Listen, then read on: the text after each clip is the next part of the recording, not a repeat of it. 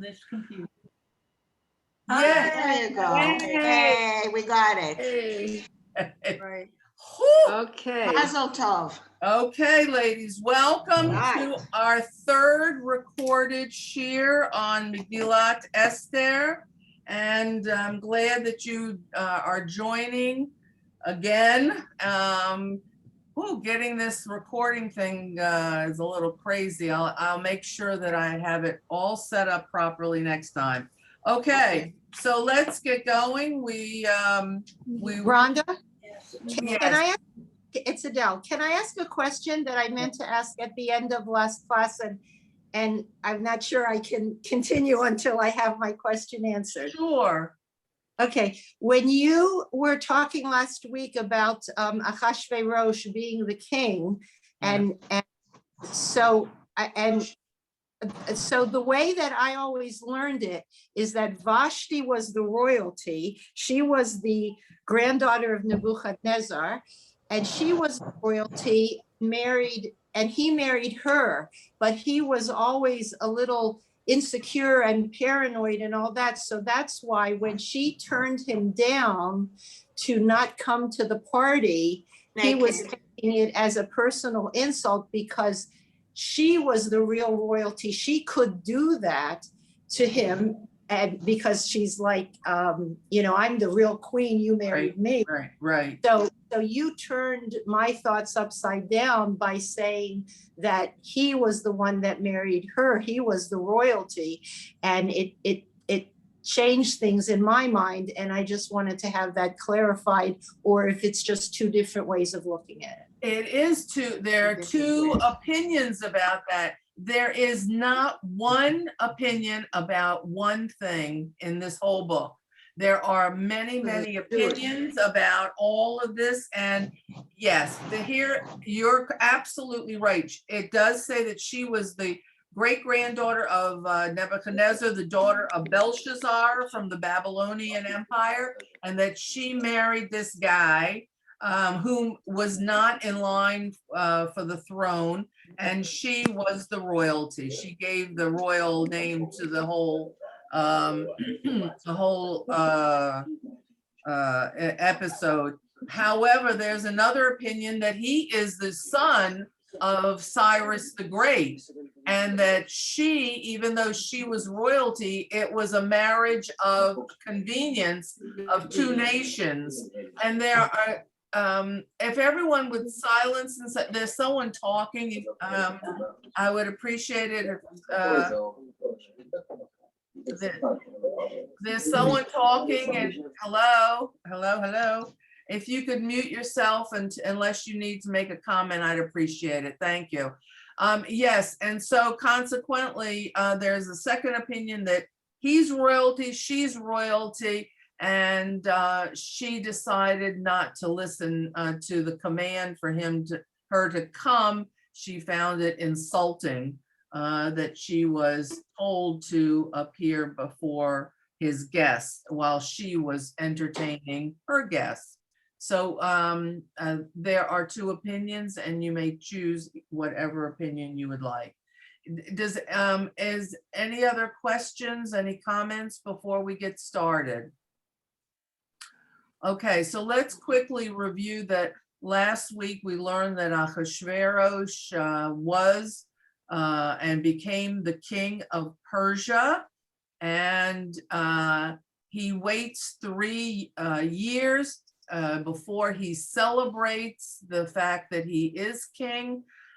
He waits because his astrologers tell him that the 70 years of the exile of the Jews has been over, and therefore he does not have to worry that a Jew will take over the kingdom and become king. Little does he know that he's going to marry Esther, a Jew, and that he will have a Jewish king sitting on the throne after him. So the best laid plans often go astray. Anyway, the interesting thing that we learn from the text is if we take a look at the Hebrew in the beginning, is that he throws, it says in English, a feast or a party. However, in Hebrew, it is called a mishteh. A mishteh is a drinking party. And mishteh is the Hebrew word mi, from shtia, to drink. Lishtot is to drink.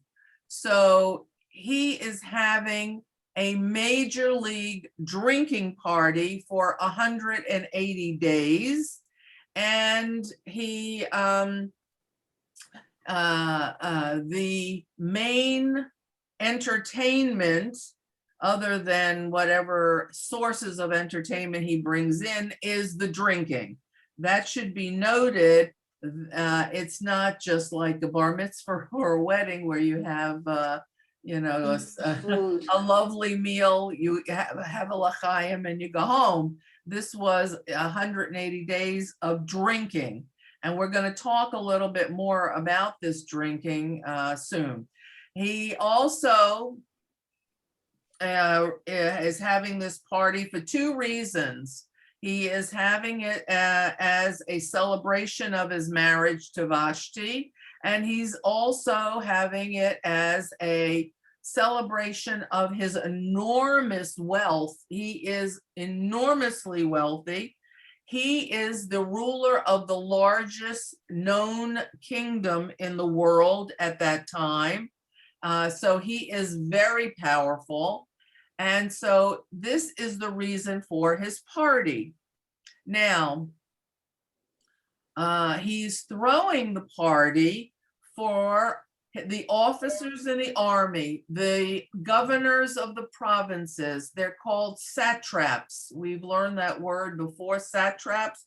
They were the officers and officials of the kingdom who ran the different provinces, and they were invited to the party. He also invites his servants, and he invites all those nobles within the kingdom. They come from India, Kush to Hodu. Hodu is India, Kush is Ethiopia, and that is the expanse of his kingdom. They also come for as long as they want. They stay. They probably go to a Motel 6 or something like that, or a friend's house and stay. And they stay for as long as they would like. There's no allotted time for how long you can stay. The opulence is amazing. The wealth is being shown on a daily basis. Achashverosh is very proud of the fact that he is in charge and is the owner of such magnificent wealth. Now, when the party is held, it is held, like I said, for 180 days. And I'm not sure that we realize that there is a second party after the 180 days, which we will read about and talk about soon. So, and the second party is the party in which Vashti is asked to come in front of the guests. Now, that is a bit of review of I what. thought that part of it is that he felt he could proclaim himself legitimate king after 3 years too, is one of the reasons. Right, legitimate king, and not being afraid that that he will be overthrown by a Jew. That's correct. So I would like to ask someone, Zmira, would you like to read for us? Do you have the text in English?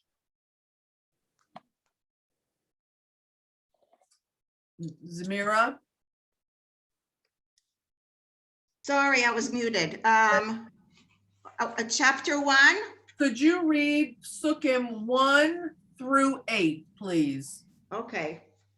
In And it came, chapter 1. chapter 1. Chapter 1, verses 1 through 8. Okay. I need my magnifying glass. I also have eye issues, Rhonda. Okay, okay. And it came to pass in the days of Achashverosh, he was the Achashverosh who reigned from Hodu to Cush, 127 provinces. In those days, when King Ahasuerus sat on the throne of his kingdom, which was in Shushan, the capital, in the 3rd year of his reign, he made a banquet for all the princes and his servants, the army of Persia and Media, the nobles and the princes of the provinces who were before him. When he showed the riches of his glorious kingdom and the splendor of his excellent majesty many days, yea, 180 days. That's almost a whole year. It's Half a year. That's right. And when these days were over, the king made for all the people found in Shushan, the capital, for everyone, both great and small, a banquet for 7 days in the court of the garden of the king's orchard. There were hangings of wine, white, fine cotton, and blue, held with cords of linen and purple, on silver rods and marble columns, couches of gold and silver, on a pavement of green, white shell and onyx marble. And they gave them to drink in golden vessels, and the vessels differed from one another. And royal wine was plentiful according to the bounty of the king. You want me to read number 8 as well? Yeah, yes. Okay. And the drinking was according to the law, with no one coercing, for so had the king ordained upon every steward of his house to do according to every man's wish. Okay, okay. So, I don't know. Okay, so let's take each verse. Let's start with verse 5. And let's take a look at what these verses have to tell us, because as I said, these verses are jam-packed with information that it does not always say. So verse 5 says, we now know that there was a banquet, a feast, a mishteh, a drinking party for 180 days. The wine was flowing. I'm sure the drunken brawls were also flowing. The king had decided that he did not want the party to actually turn into a drunken brawl. And so that's why he allows everyone to say whether how much they want to drink, how much they don't. No one was forced to drink. Now you would say to yourself, well, why would anybody be forced to drink anything? Well, there was a unwritten law in the Persian government empire that spoke about that when you came to a party or a feast at the king, you would be given this very, very large cup that was in front of the king. It held like 2 quarts of wine, and you had to drink it before you could continue with the party. So that's why it says that with no coercion and according to the law, the king was able to change the law for this particular party, and people did not have to drink from this huge cup that was sitting on his table, because he wanted everyone to feel comfortable.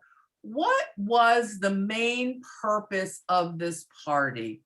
Let's talk tachlis. Yes, he celebrated his marriage. Yes, he was legitimate king, but there was an underlying reason for him to celebrate his kingship and his display of his wealth.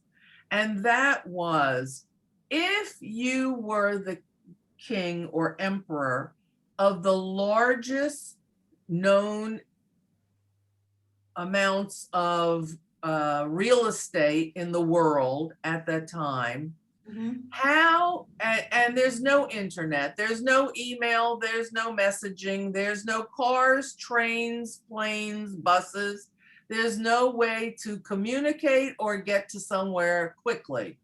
How in the world could you maintain your hold on those who are governing for you in all of the provinces?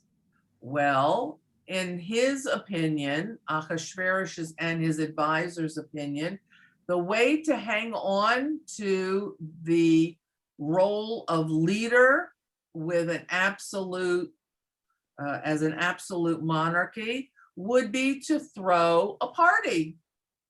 And your party would be a thank you, so to speak, to all of those who are in your employ. It's almost like in Israel when you have an event at your work and they give you a gift and they thank you and you have a Yom Kef. Well, this was a Yom Kef for 180 days. So that was a long time. And they did give you parting gifts. You could keep your wine cup that was of gold. So that was quite the treat. And you were invited to ogle and ogle the king's wealth.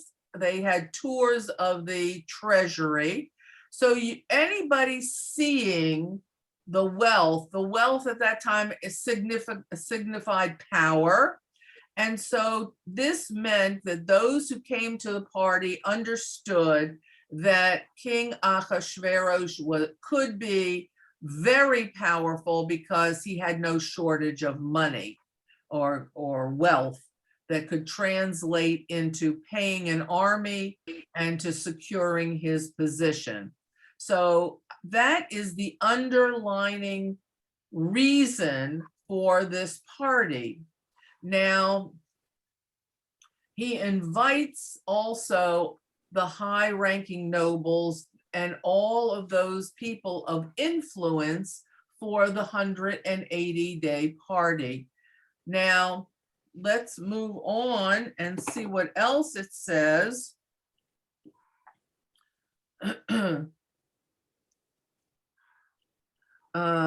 And when the days were filled, the king made a week-long party.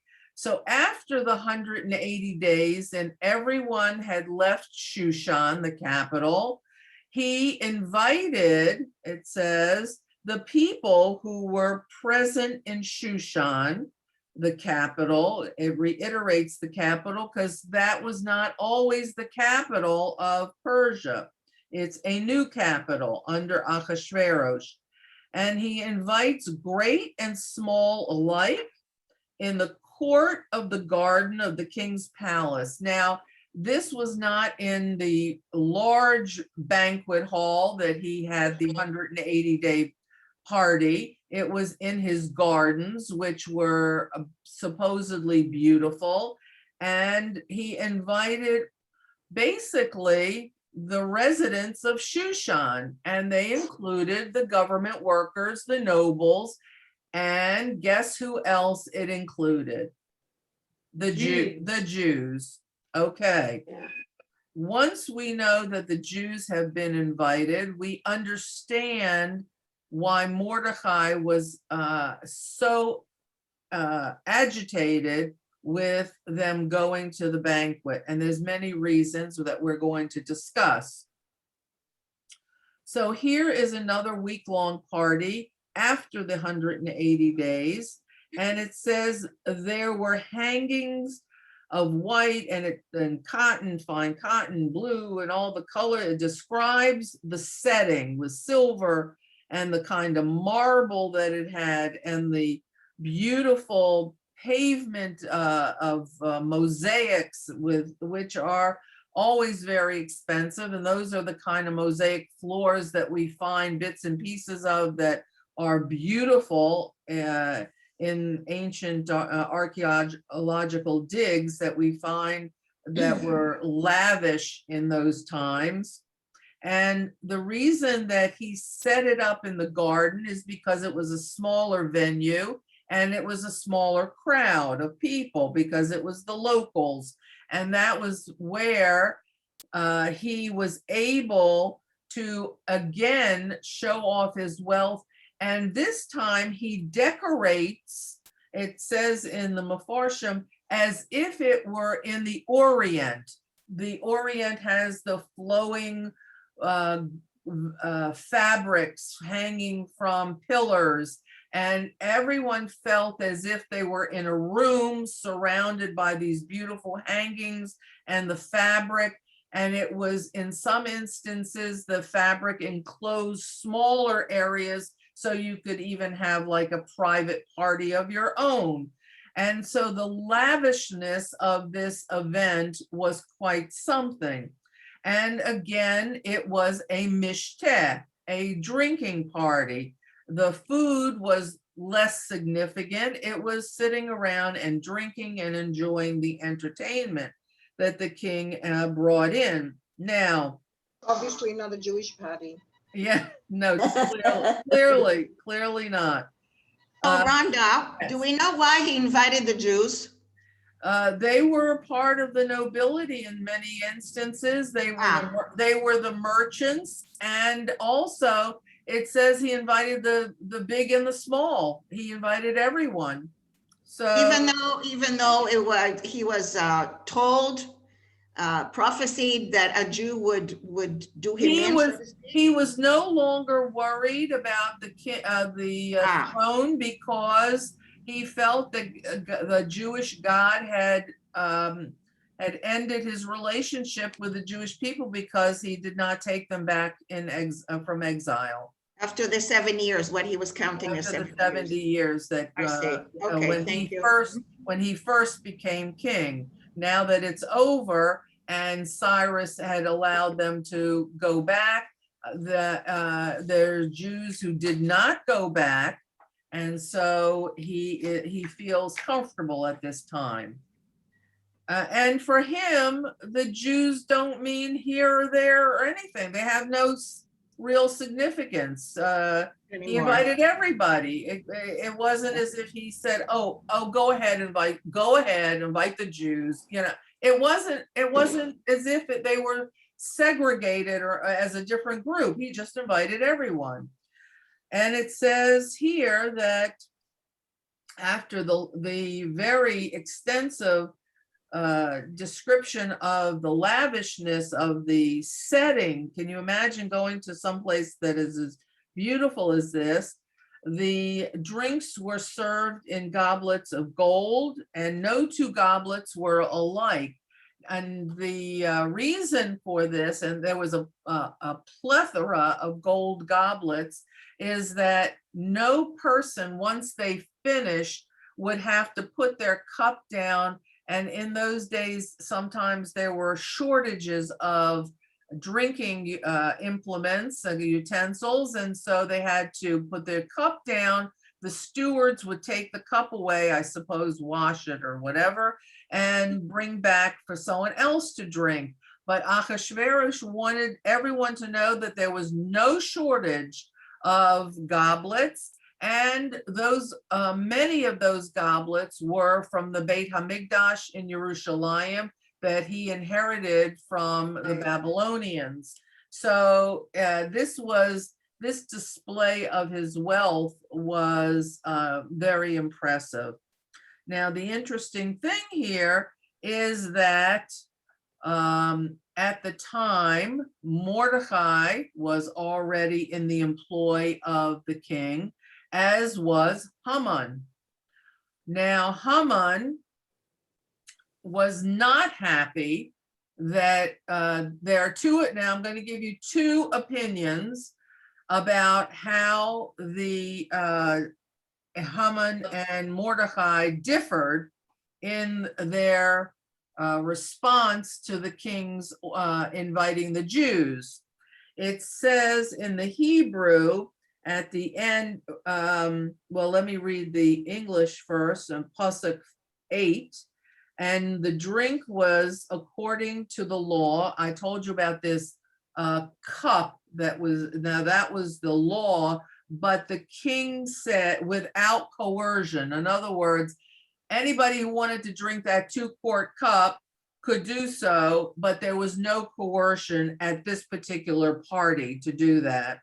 And so the king had ordered all of his stewards, his officers of the house, that they should not force anybody to drink, and that they should allow everyone to do according to their pleasure. It says in my text at the end, to every man's pleasure, but in the Hebrew, it says, kitzon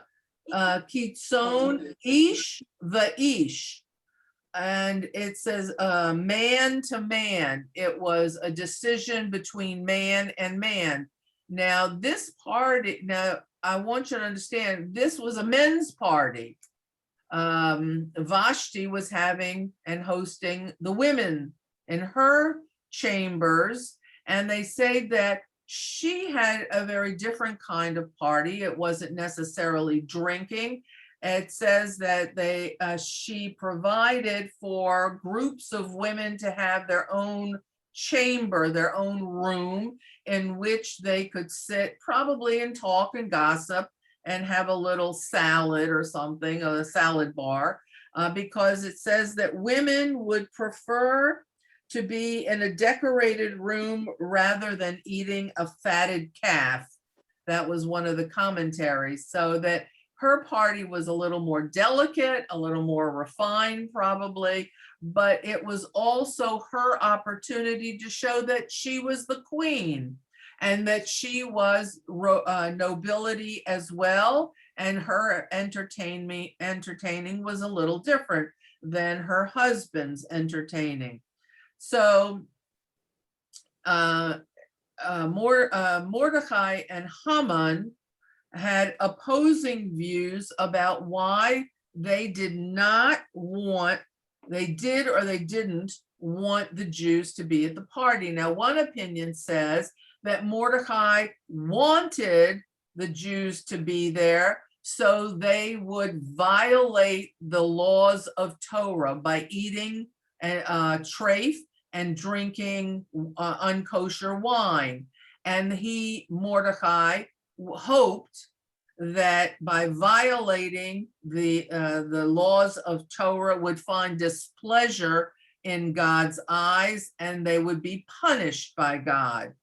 We see that this whole story in some ways is a punishment, but we'll go into that in a little more detail at another time. So Haman wanted the Jews to come, in one opinion, to eat treif, drink non-kosher wine, and to violate the laws of kashrut. Now, Mordecai did not want the Jews to come because he did not want them exposed to this kind of merriment and partying in a very non-Jewish setting. And he did not want them to feel that because they were sitting in front of the king or in the king's home, that they had to partake of the food and the drink. Now, there's some Mefarshim that say that when Ahasuerus understood the Jews were coming, he had kosher wine made for them. I don't know whether that's an opinion, it's truth, I don't know. I'm just throwing it out to you that he wanted them to feel comfortable, and so that he had a kosher wine.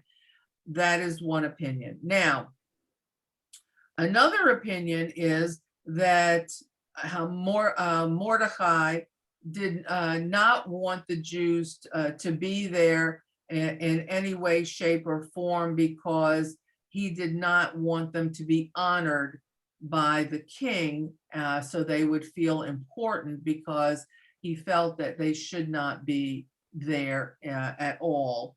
And Mordecai and Haman also felt at some point, why invite the Jews, because they have no business being honored by the Jews. So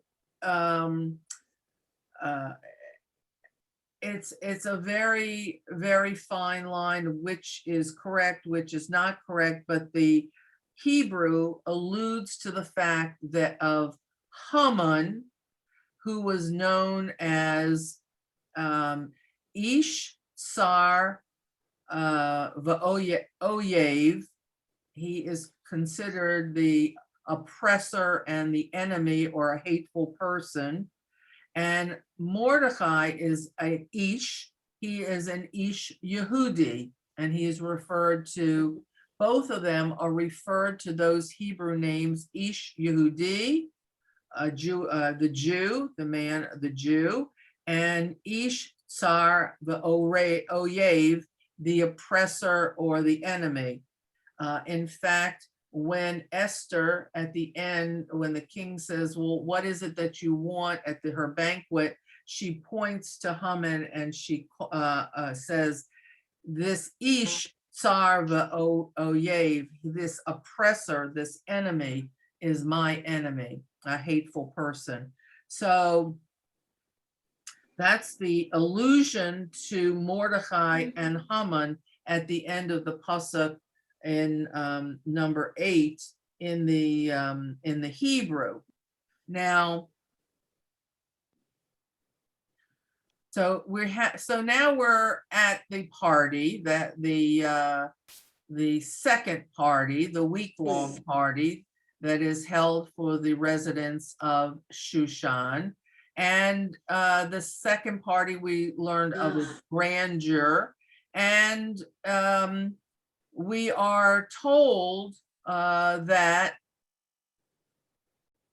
again, the nobles get to keep their golden goblets. There's no one who is forced to drink.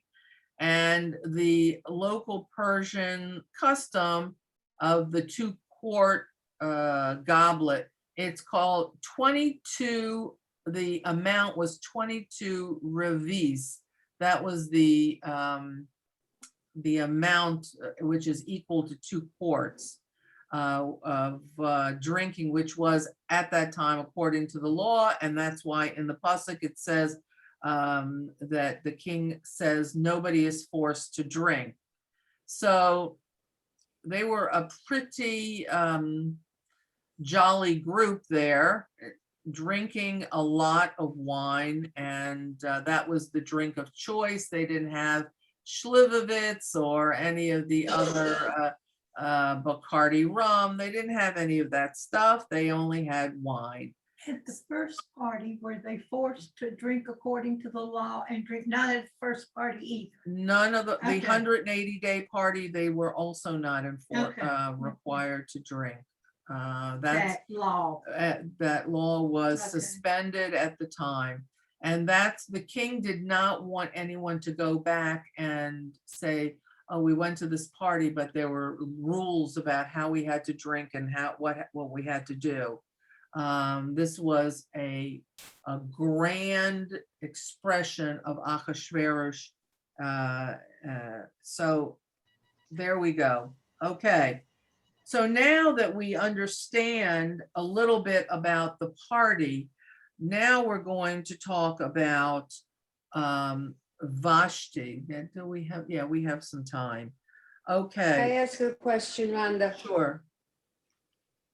Yes, Rhonda? yes. Go ahead. Linda? Okay, maybe Linda will join us again. No, Linda, did we lose Linda? She looks frozen. Yeah.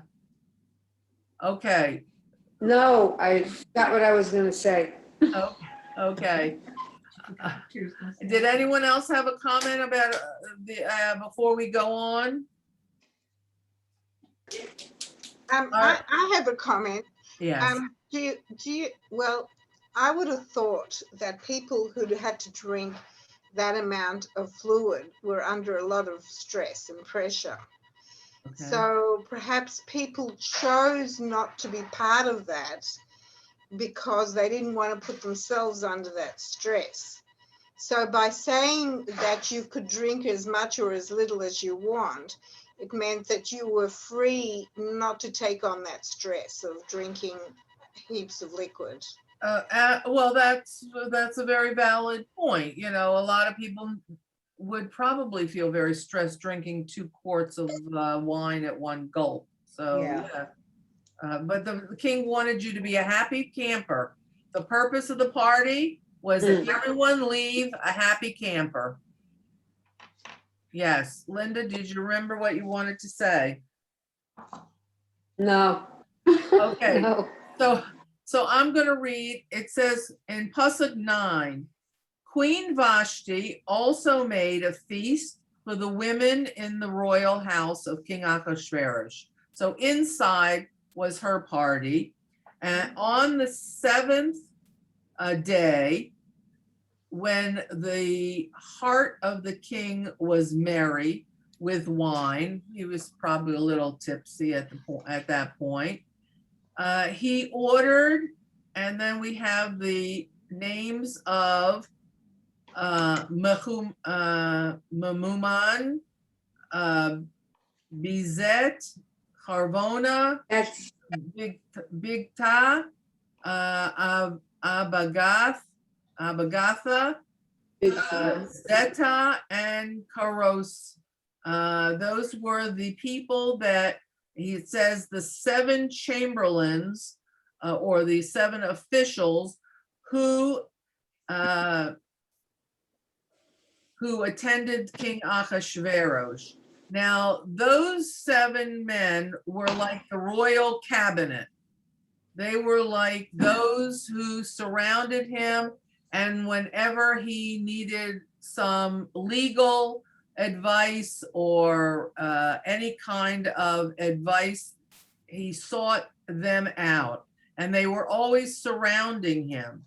Now, it says that in Pasuk 11, that these chamberlains who attended King Ahasuerus to bring Queen Vashti before the king wearing the royal crown to show off to the people the officials her beauty, for she was beautiful to look upon. Now, this is this line about to wear the royal crown. This is where there's all kinds of midrash. Midrash, as we know, are stories that are made up to for some reason throughout the ages.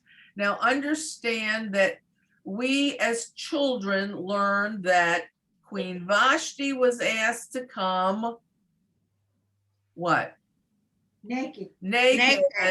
Oh, and because it just says right naked. here, it just says the royal crown. What's King Ahasuerus going to do? Tell her to wear the royal robe that he really likes, the blue one with the diamonds on it? No, he's not going to tell her what to wear, but he's going to tell her he wants the crown on her head. I don't know that he invited her to come undressed, but he did ask her to come as a display of her beauty. Now, in this day and age, we look at that as, oh my God, this is terrible. He's, he's using her as eye candy, to show off her beauty. That look at the catch that he got. We don't know how handsome or not handsome he was, but he felt that his wife was absolutely gorgeous, and he wanted to show her to the people, perhaps to introduce her. This is your queen. This is your queen. I now remember. Yes, yes. Go ahead. Also, it would be rather surprising because, I would imagine that at that time, women were kept very much at home in the background, not seen. And for a woman to be brought before the public would have been quite, something unusual. Even if she hadn't, even if she was dressed, for her to come out in the public, that would have been a statement in its own right. Well, I'm going to share with you. Did anyone else have something to say about this before? Following what Mary said. Linda wanted to say something. Yes. Go ahead. Okay, I just want to know, Did Ahasuerus want Vashti to come, or was it the idea of Haman, who is Mehuman, however you Right. pronounce it? Right. He's the first advisor that's listed, Right. even though it doesn't say Right. Haman. Right. But So I'm going, Ahasuerus appears, he's smart, but, okay. okay. So the interesting thing is that in the Hebrew, Mehuman, which is considered one of the advisors. If you look at the Hebrew, it's got the word Haman in there. Yeah. So Mehuman is Right. Haman. It's probably Haman. Now he is only too happy to go and ask the queen to come before the king, because he is hoping that she will refuse, and Haman is hoping that there will be such a disappointment on behalf of the king, and it will be in violation of the request of the king, that he will be able, the seven chamberlains, the seven noblemen in the cabinet will be able to discredit the queen and get rid of her. One opinion is that Haman particularly pushed the king to invite Vashti, and because of the circumstances, he wanted her to refuse and get rid of her, because he wanted King Ahasuerus to marry his daughter. Haman's daughter. That's an opinion. That's one of the opinions, that why was Mehuman in such strong voice here, is because he was hoping to have Vashti replaced and his daughter take over the queenship. Now, another opinion, and I find this one very, very interesting, and so I'm going to share it with you. I hope you'll stay with me for the next few minutes. The Rabbi Foreman, who I like very much, has in his book a description of Vashti and her role, and I'm going to share that with you. The king, and why? So here's the king. The end of the part. Here's the setting. The king has hosted people for 180 days. He's now in his second party, and now it is the last 7 days of the party, and it says on the seventh day. What day was that? Shabbos. It was Shabbat, really. It was Shabbat. Shabbat. It was on Shabbat. This is another reason Mordechai did not want the Jews to go, because if you came and you were there on Shabbat, you were being Machalel Shabbat. You were violating the Shabbat. So Mordechai did not want the Jews to go to that banquet. But it says in the commentary, Vashti always made her Jewish servants work on Shabbat. It goes into a lot of detail. Most of it is midrash, and we don't know whether it is true or not, but it is a story to emphasize the fact that the Jews were in employ in the palace. Now, so why does the king even care about, Mira had a point, at that time, women were not so significant to be part of anything. So why would the king want his wife to come out? I think the royalty, oh, sorry. Go ahead. I thought the royalty came from her and not from him. And Well, so that's an opinion. At the beginning of the class, I mentioned there were two opinions. One that she is royalty, and that she gives him the royal name, and the other is that they are both royalty. she's the great-granddaughter of Nebuchadnezzar, and he is the son of Cyrus the Great. So no matter which opinion it is, it doesn't really matter. But at this point, why do you think after 187 days of merriment, drinking, and who knows what else, the king would want to bring out his wife? Does anybody want to? I think he wanted to embarrass her. I think he Embarrass her? wanted to Yeah. show, yeah, I think he I wanted to show that he was, even though she came from royalty, as Janice said, he was the one who was the most powerful, and he wanted to show to the public that she should do at, you know, his command, his bidding, and humiliate her. It was And you his can, real objective. but you What? can see why she refused. She was the queen. After all the important people had gone away, she wasn't even coming to appear before, princes, and these were the riffraff who were there. So why should she Not come? necessarily. No. They were not the That's riffraff. riffraff. They were also No. the nobles of Shushan. So they were not. It was not just invite the lowlifes. It I was. agree with Mira. The whole point of the party was to show his power and his position and his wealth, and that he could do anything he wanted. He could change the law. He could do whatever he wanted. And like Mira said, he was going to show, look, I can make her come, and I'm the one who's in charge. In those So is she like another piece of property to him? He was showing that Yeah, she was another, like a golden vessel? yeah. Can we go back a second? In those. That's good. days, a That's woman- good. I like that. Okay. In those days, a woman coming to a man's party, what was the stigma? What was that like unheard of or what? Yeah. Good question. Good yeah. question. It was. He was a slut. No.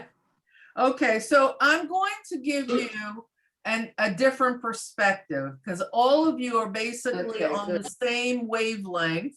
And it comes from the fact that we all know the story since childhood.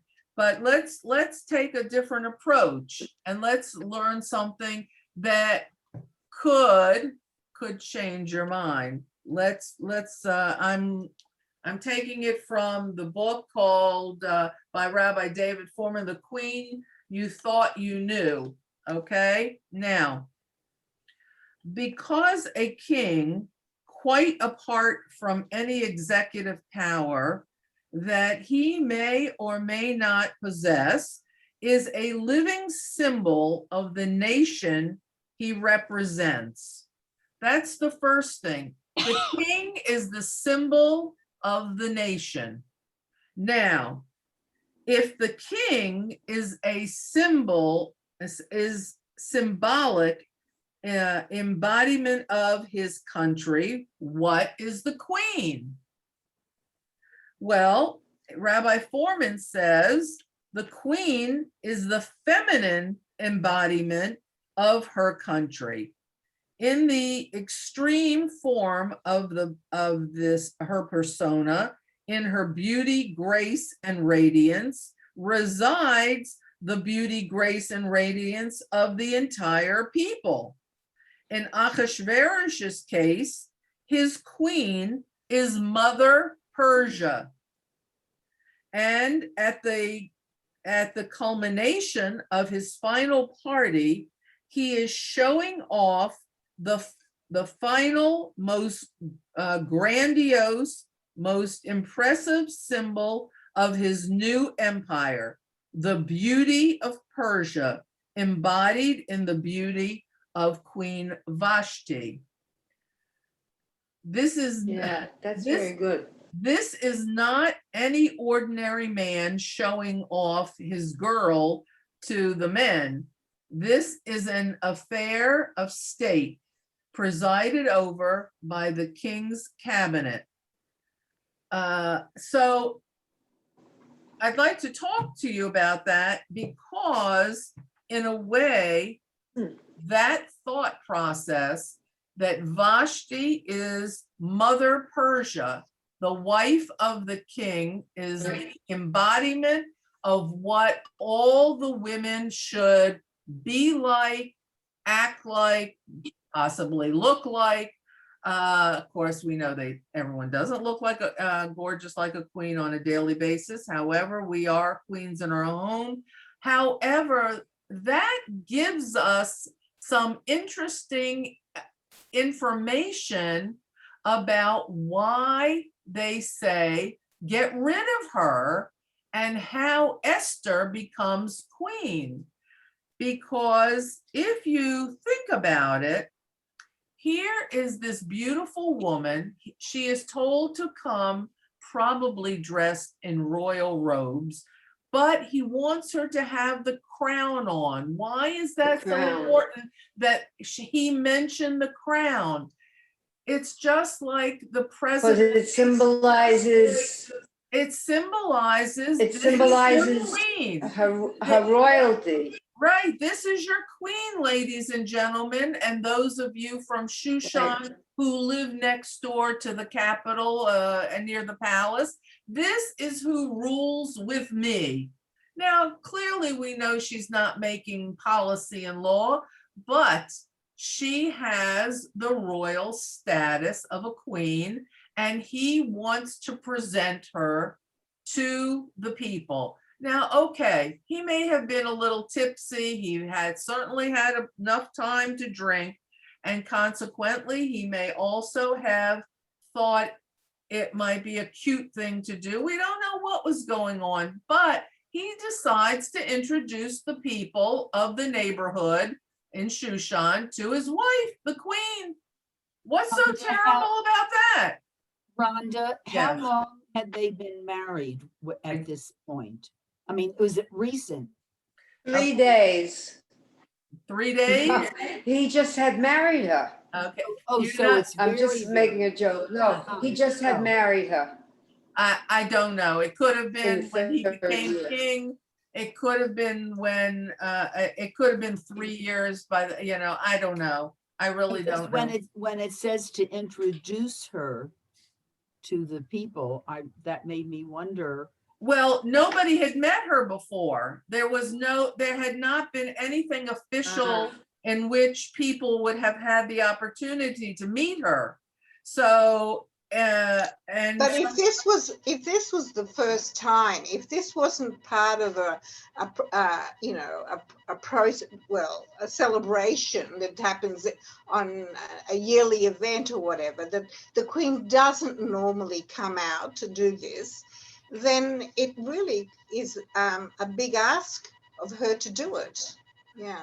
Well, it may be a big ask, but he's the king and he can ask for whatever he wants. And then if it's not given to him, if his request is not given, he can make a decision of how to mete out the consequences for a person's decision not to do what he wants.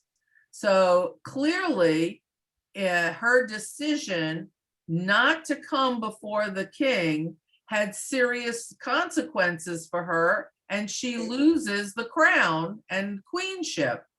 We do not know for sure that she was killed. We do not, there are opinions that she was killed. Some just say she went back into the harem with everyone else. Some say she was exiled. No one really knows. So anyway, she does lose the crown and she is no longer queen because we find out that the advisors, in order to have the king save face before the public, has to make a decision. And the decision at this point is that she is no longer queen, which leaves the job opening available to other people. Now, Haman is hoping it will be his daughter. And clearly, the king is open to the suggestion that now they look for somebody who will be the embodiment of Mother Persia, who will be a woman who he can have come before the people and who will listen to him and who will not have the same kind of mindset that she did. And that's where the implication that she is the noble royalty and he is not, that is the implied area when she refuses the king. The Meforshim say, the Midrash says, that is the moment she exerts her nobility over him. That I am royalty. Who are you to invite me to come before your party goers, the men? So that is where the opinion comes that she is the royalty and he is not. Okay, so do you understand how that could be implied? All right. Going back to when we were Yes. talking about how long and how many years, according to the Megillah outline, timeline, in the third year of the reign, he had the party. Right. That's when they got married. Right. Oh, So the second party, according to where it reads, came after the first party.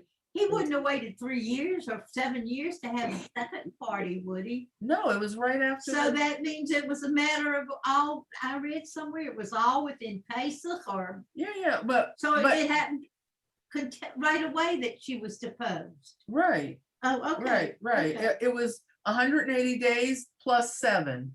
Yeah. It was Okay. all one big long event. Okay. But do we know that that's when they got married on the third year? No, we do Don't not. know that. No, we do not know that. Okay, He probably got married much before that and they just waited. okay, thank you. Anybody else have anything to say before we close for the day? To me, this could have been a part of the big plan for Haman, because it would be convenient for him to have the queen out of the way. Yes. The reason, as you stated, that he might have wanted to marry his daughter off to the king, that's one thing. But it would mean that he is just that little bit closer to the power, that now there's only the king and him, Right. not the queen as well. Right. So there'd be, more than one reason to get rid of Queen Vashti. Right. So Could I But say he wasn't something? in power. He doesn't come into power until chapter 3. So at the moment, he hasn't got any power. He's who is that? Who? Haman. Well, he's part of the inner circle of the cabinet. So he does have some